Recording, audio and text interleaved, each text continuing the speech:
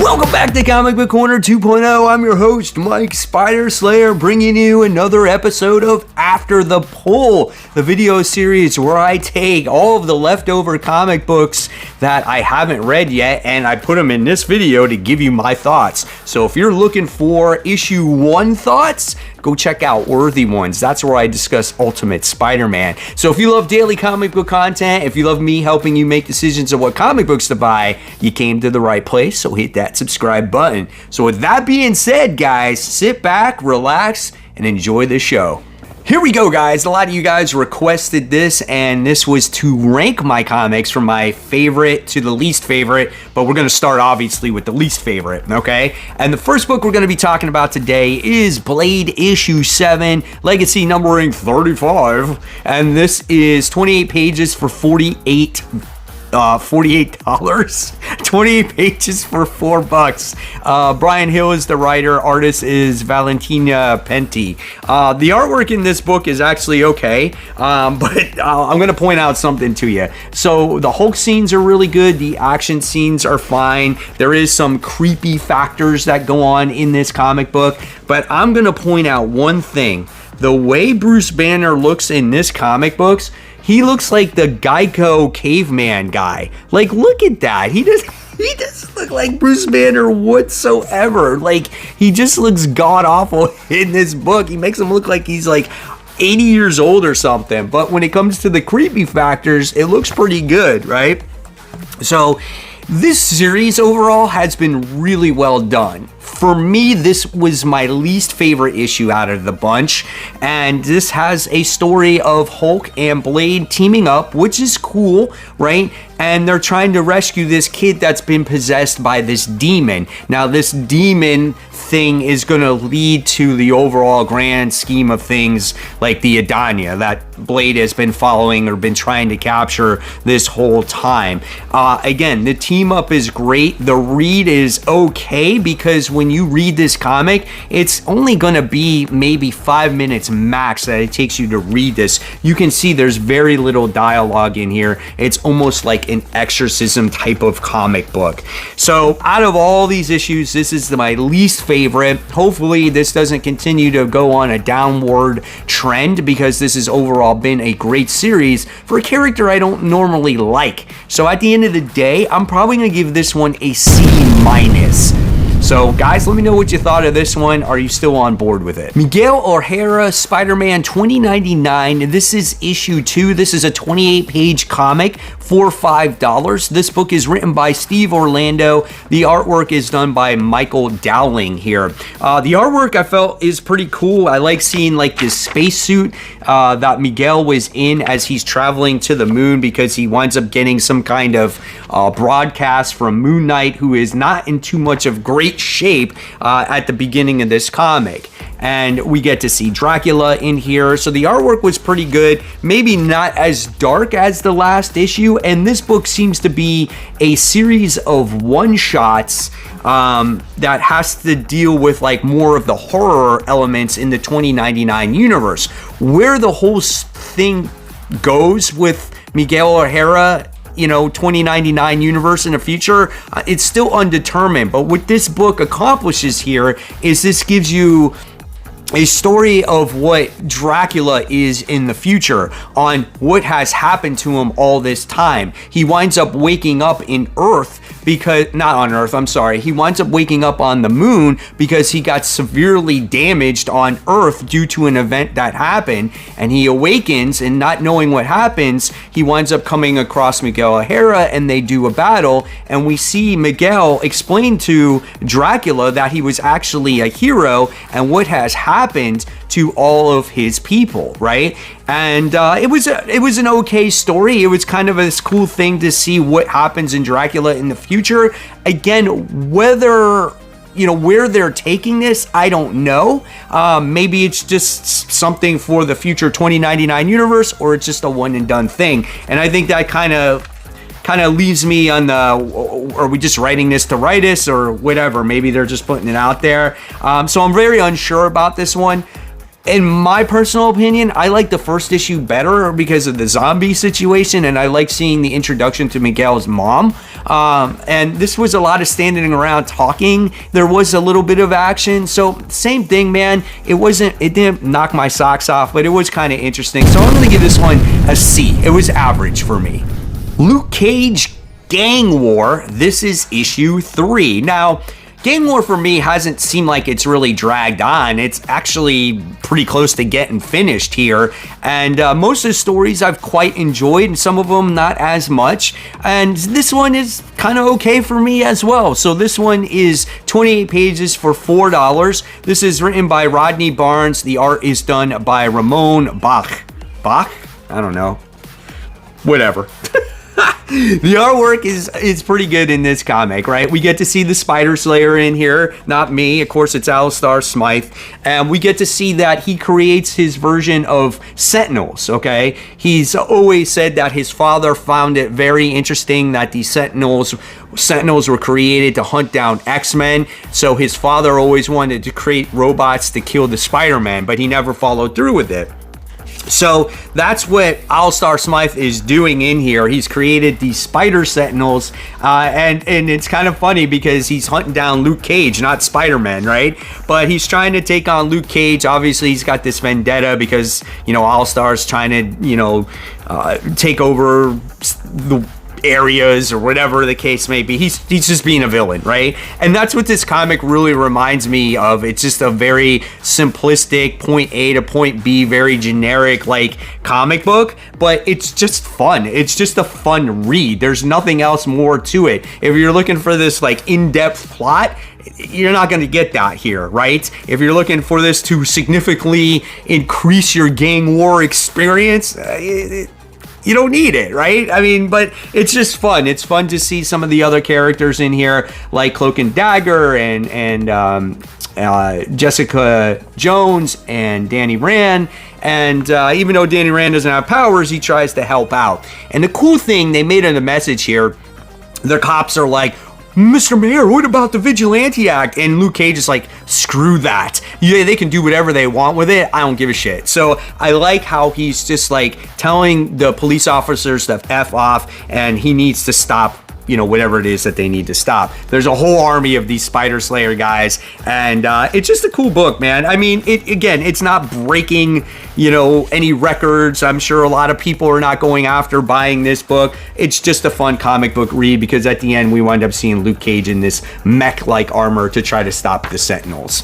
Again, it's just an average book. I'm going to give it a C, and I'm going to see it all the way through. I think it's just fun to read. Don't look too much into this one. The Avengers issue 9. This is legacy numbering 775, 28 pages for $4. This is called Twilight Dreaming Part 3, written by Jed McKay. The art is done by Francisco Mortariano. The artwork's good in this book. I really enjoy it. When it comes to the action scenes and the fighting in this comic book, it's just like an A+ book. Unfortunately, when it comes to the story is very, very repetitive at this point. There's nothing really that happens that progresses the story. This arc is very similar to the previous story arc where we have the Avengers battling the Twilight Court, where in the last issue they were battling the Ashen Combine. I think that's what they were. And this Twilight Court is after Kang, and the Avengers are actually protecting Kang here. Now, that's all fine and good, but in the 9 issues that's been out, there hasn't been really any story progression, and that's been the problem with this series, unfortunately. It's the same thing, Avengers battling bad guys that we've never seen before.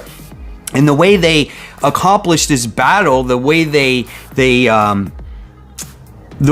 accomplish this battle and the way they defeat them is just, hey, let's change up the opponent that we fight, and then all of a sudden we magically win, you know? So there isn't anything here that's just groundbreaking either, or that really stands out besides the artwork.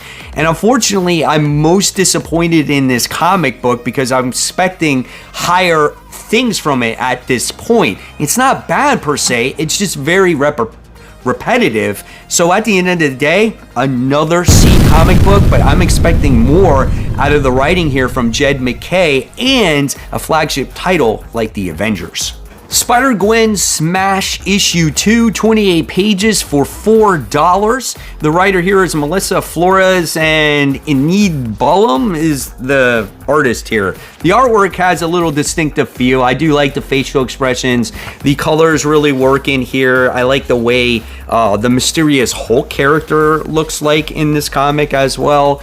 And basically what this is we have Spider-Gwen acting as, a drummer, like usual, and her superhero persona. And there's this mystery going on where we have a particular character that's stalking the Dazzler, and we don't know who that is. All we know, it's a mysterious Hulk, but we don't know if it's Banner or whoever it is. We get to see some drama that happens in the comic book with Rick, which I think this is Rick Jones in the comic, as he is, like, I think the guitarist or whatever it is. And he gets kicked off the band, and we wind up seeing MJ wind up becoming the new guitarist for Dazzler. And then there's trouble that strikes, and it's Pixie from the X-Men that causes all these problems. And by the time you wind up getting to the end of this comic book, you do find out who the actual Hulk really is in this comic, and the problems that the problems he's causing for Dazzler and Spider-Gwen and everybody else. Same thing, there's nothing really super special about this comic book. However, I will give it this. This is the best Spider-Gwen book that I have read in quite a while. It's just a fun read. You can't go into too much depth about it. The problem with Spider-Gwen right now is that they don't seem like they really want to know what they're doing with her. It's just, we're writing random stories, but there's no real growth to the character. And so I'm going to give this book also a C. A lot of very average comic books this week. And I think this might be the last one before she goes to the Earth 616, where I think they're trying to establish her in some way, shape, or form. Hopefully they can. This character is just too cool to just kind of be like Ms. Marvel or some just, random character. Like, she needs to be at a higher level. So I don't know. We'll see what happens with this book and with the character in the future. Batman and Robin, this is issue 5. This is a 32-page comic for $5. The writer here is Joshua Williamson, who pretty much is writing everything with DC, and without him, I don't know where DC would be, because I think they would completely fall apart. The artwork is done by Nicola... I am not even going to begin to say that name, but the artwork is different. It's a change, and I feel like it's a nice change. It's not so all over the place, in your face, can't make out what's going on. It's like a regular comic book where we get more simplistic layout grids here, and you kind of, you make out certain things. I think the facial expressions are pretty good in this comic, and at times it's a little wonky, but I think I do like this artwork better just because I can make out more things, and I felt like it fit the style of this comic for what it was going for. This was a little bit more of a grounded book, a little bit more of a father-son book, where it's just like everyday life, where things are taking place in school, where Bruce Wayne is actually doing like a fundraiser, doing this pancake breakfast, and they're trying to do this investigation about their principal being a former teacher for Damien. And I like that little detective work that they're doing in here. So it is a fun little book. There is some weird moments in here though too, where we get to see Damien like trying out for a soccer team. Like, he realizes that he can play soccer, and then he tries out for the team all in one day. He gets bullied considerably and whatnot, but it's fine. There's a little pacing issue here or there, but it's okay, you know. And at the end of the day, you wind up finding out that the person that they're investigating not only is the principal, but she is the soccer coach as well. And we have this particular goalie who is a much more important character in this comic book than meets the eye, and you wind up finding that out at the end. So again, I like the father-son dynamic in this comic book. I like how it takes place in school, and I want to see more of that stuff, because Joshua Williamson actually wrote the Robin series before that when they were on the island with Flatline and things like that, and I really enjoyed that. So if they can explore Damian as a character a little bit more and continue to make him grow, I'm all for that, you know. So at the end of the day, I'm going to give this book a C+. I'm curious to see the direction that it continues to grow after this, you know, story arc as well. The Sentry, this is issue 2, 28 pages, $4. Jason Liu is the writer. David Cutler is the artist on this book. I like the way this book is drawn, man. There's some cool characters in this book that when a Sentry book would come out, I would have never expected there to be these characters like Misty Knight and Jessica Jones. And we get introduced to new characters like Ryan Topper, and I think Mallory is her name, who is disabled.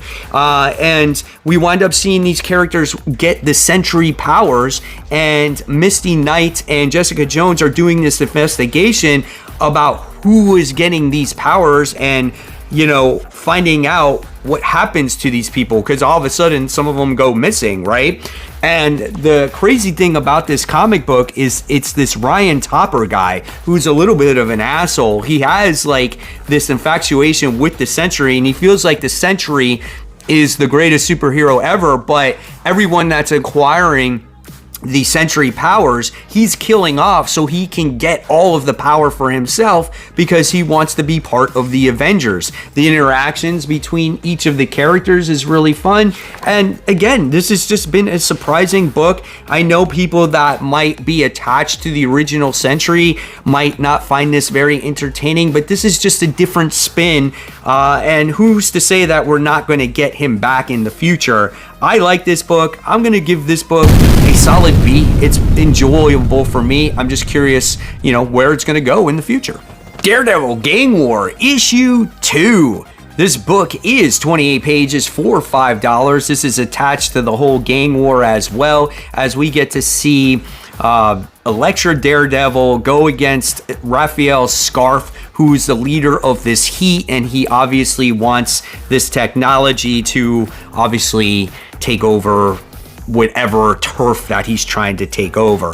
What I like about this comic book is the artwork. It's really great. It's in your face. There's just a lot of fighting. There's a lot of action. Daredevils look great in this comic book, and it's just so much fun to watch, to read this book. And I think that's what I liked about it. There wasn't a whole lot of story here, not really much in depth, but it was just a visual treat, a masterpiece in my eyes. Just reminded me of a kid when I'm, you know, not reading the comic books, but just looking at the artwork and just all those facial expressions, right? So again, Raphael Scarf is the one that is trying to acquire all this tech for his gang members and whatnot. And there was a hired assassin in this comic to do battle against Elektra herself. And this is X-23 One Bell, which was Bologna, and she was in the X-23 series. I think she was introduced in like issue 2 or something like that. I don't remember. And Elektra is just clueless in who she is. And she's like, why do you have these daredevil claws, you know? And of course, he doesn't talk very much. And then we wind up seeing at the end of the issue what happens to Scarf and who hired the assassin here. And it was kind of cool, right? So if you've been reading the Gang War, you understand the main person pulling all the strings in the Gang War, and so you kind of understand, or if you might figure it out if you've been reading. So this book was a lot of fun, really enjoyed it. Like I said, a solid B for me. What do you guys think of this Daredevil book if you're currently reading it? Miles Morales Spider-Man, this is issue 15. another Gang War book. This is 28 pages for the price of $4. Cody Ziegler is the writer of this book. Federico Vincentini does the artwork on this comic. I love the artwork in this book. It looks really good. I like the way Hobgoblin looks. We have Rabble, who makes her appearance in here. Prowler makes his appearance in this comic as well.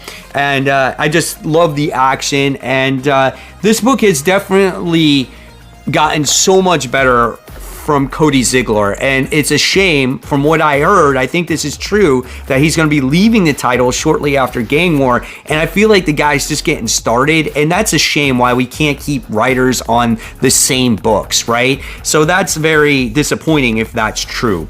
But what this comic book is about, it's about Miles Morales. We wind up seeing the Prowler. We wind up seeing, what's her name?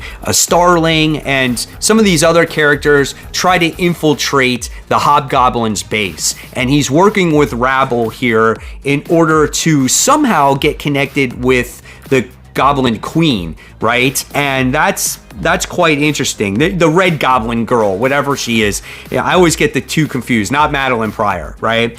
And he's trying to help her regain her powers because of the story arc previously. Her powers got messed up as well. The only thing I'm not really digging is Cody Ziegler's like adding powers to Miles Morales. Like all of a sudden he's got this sword, and now he's got this spider sensing where it's enhanced spider sense, which is, it's like his powers are evolving. Maybe it's because he's maturing. I don't know. But nevertheless, it's a fun issue seeing the relationship continue to develop with the Prowler and Miles, which I think was kind of cool, and them infiltrating that base, which was awesome because you got to see a bunch of Z-list characters. Like you wind up getting to see like Mr. Fish, and you wind up seeing Man Bull and Lady Stiltman. It's just cool, man. It's just really cool. And then at the end, they're going to be doing battle, of course, against the Hobgoblin and Rabble herself. So I'm looking forward to the next issue. This book is a B+. Miles Morales has been great, and it's the best Gang War tie-in this week. Here we go, the top 5 of the bunch this week, and number 5 goes to The Sacrificers, issue 6. Now remember, this is not my definitive top 5, as I got a couple other books that I talked about in Worthy Ones. But out of this bunch, this is my number 5, Sacrificers, issue 6, written by Rick Remender. The artwork here is done by Max Flurma. Sacrificers is just a great series, man, and you'll notice that all these top 5 books have like emotional weight to them, and that's what sets them apart from some of these other comic books. Here is the art once again. It always looks great, man. You love the emotional aspect of the characters in here. You really feel what they're going through when you read this comic, the pain, the agony. It's just a really interesting comic. But we just wind up seeing the gods go through their personal dilemmas, and we wind up seeing the husband and the wife going after each other, and there's a certain sacrifice that's basically made between those two. We wind up getting to see the main daughter here. She winds up almost getting killed as well, and the little pigeon dude, the original character that you wind up getting introduced to in issue 1, looks like developed some kind of like superhuman abilities because it was exposed to that elixir or whatnot.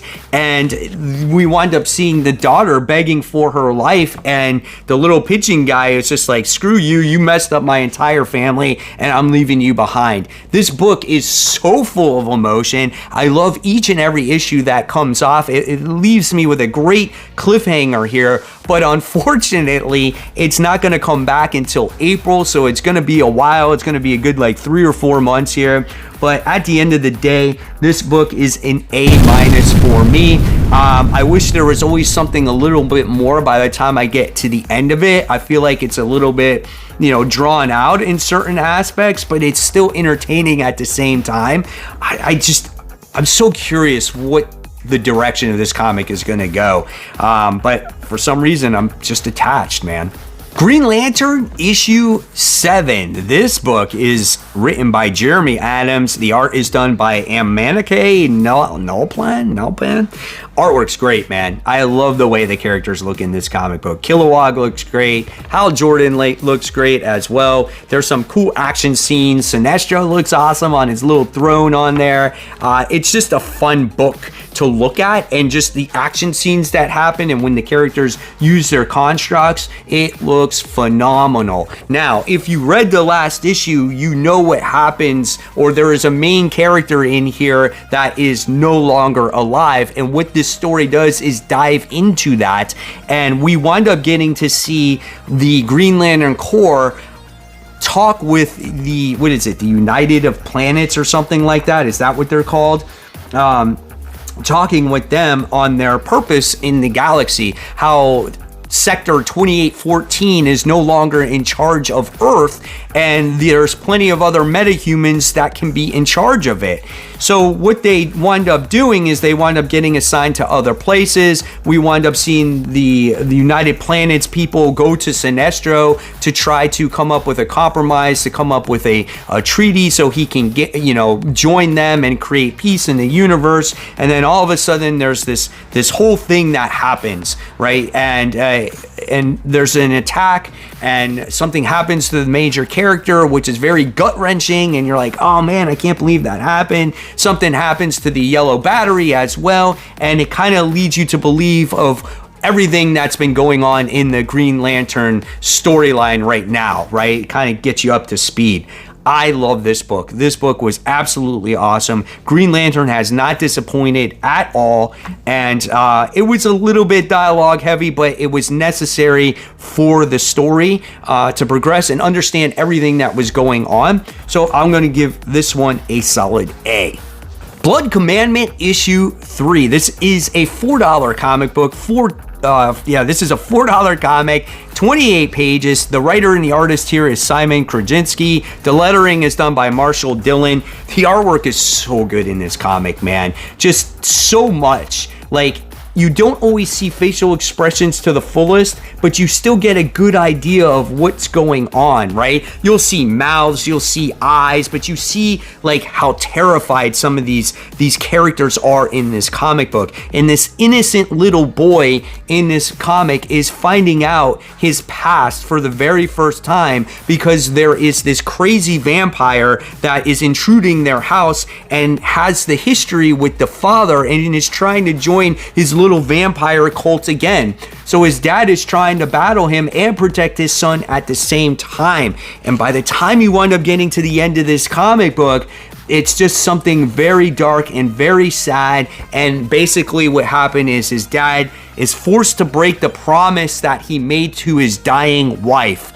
Oh my God, it's just so sad. Such a great comic. I don't know how many people are reading this comic book, but you should. It's really good, really entertaining, guys. I'm going to give this one a A+. Such a phenomenal read. Titans Beast World issue 4. Now you're wondering, well, you gave the last book an A+. The other books have got to be A+, right? Probably so, yeah, but this goes to the point of, attachment to characters, maybe more emotional baggage where the book got to me a little bit more, right? And Beast World has been a phenomenal read. It has been the event that has actually surprised me, and I love that. You don't have to read all the spin-off books to understand what's going on or the tie-ins or whatnot. This series seems like it has weight behind it.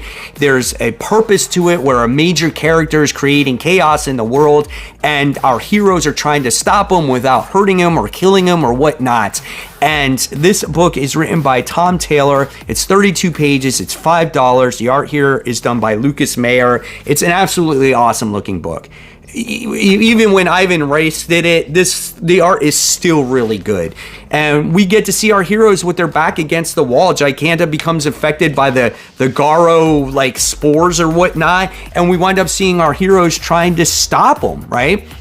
And then at the end of this comic, the biggest fear that you had of the reader is how are our heroes going to handle Garo, right? And let's just say that it was because of Amanda Waller why the situation our characters are in a situation and the death that happens in this comic. And this hits you to the point where you're just like, oh my god, I can't believe it, because you're trying to think that how are the heroes going to prevail. You're at the edge of your seat, and then the unthinkable happens from a character by the name of Chester Runk, who creates this black hole, right? And it just decimates the character. And I know I'm trying not to give away too much, but when I saw that and I read that, I almost shed a tear, because I felt the pain from all the other Titans and from Raven and just everybody, and you just saw this lifeless thing in space, and you're like, oh my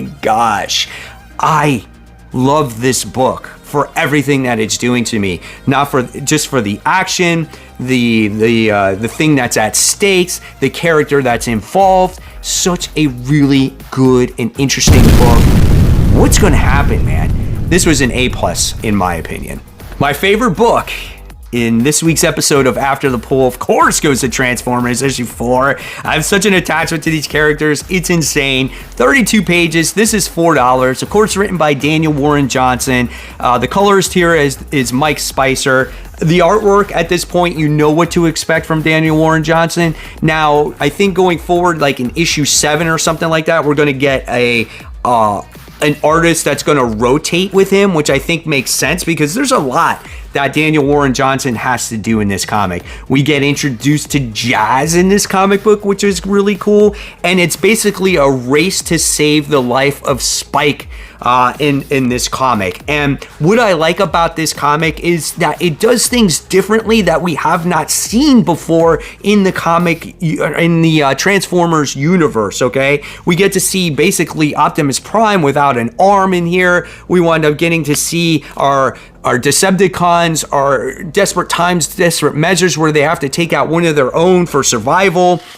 It's just a very interesting comic. We wind up seeing the matrix of leadership being used in here, and Optimus Prime is the leader that is promised from the comic, or from the Transformers universe. Like, he will put himself first, he will put others first before he puts himself first.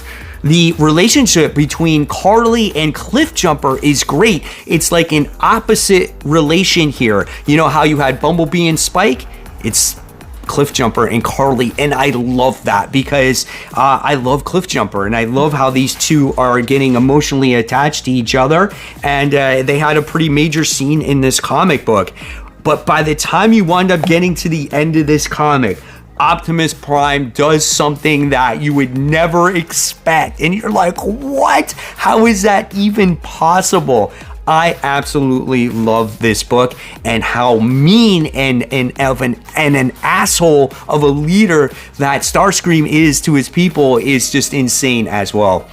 This book is like A++ for me. I love this book and everything about it, and I can't wait to see where the direction goes. And are they going to introduce Megatron in the future? I don't know, man. That will be interesting. So, yeah, if you're not reading Transformers, man, you're under a rock, because this book is phenomenal.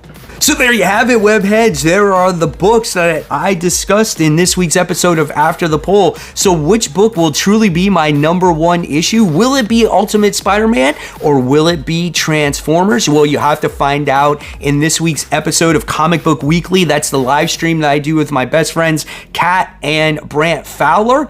And guys, if you're looking to check out more content on what I thought of those new issue 1 stories, check out Worthy Ones right here. And of course, guys, as always, support the local comic shops. Keep buying, keep collecting, but always read those comics. Guys, I'll see you real soon. Take care. Bye.